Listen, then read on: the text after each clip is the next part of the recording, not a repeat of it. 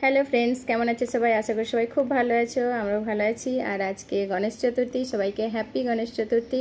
তো আমিও বাড়িতে একটু ছোট্ট করে পুজো করলাম, কেন কি আমার ছোট্ট রকম গণপতি বাপ্পা আছে।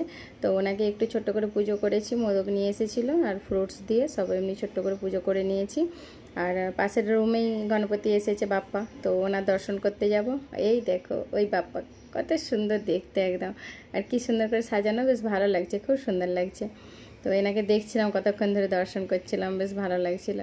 তো এখানে পুজো টুজো মানে দর্শন করলাম, একটু প্রে করলাম, তারপরে এখানেই খাওয়া দাওয়া, অ্যাকচুয়ালি পাশের রুমেই না, তো প্যাসেজে খাওয়া দাওয়া সব রেখেছে, তো ওখানেই খাওয়া দাওয়া করে নেবো।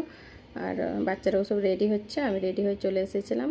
তো এই দেখো আমাদের গেটের বাইরেই এখানেই সব খাওয়া দাওয়া রেখেছে, এখানেই খাওয়া দাওয়া সব করে নেবো, নিয়ে বাড়িতে রুমে এসে খেয়ে নেবো আর কি, এই আর কি। তো এই দেখো খাবার দাবার নিয়ে চলে এসেছিলাম।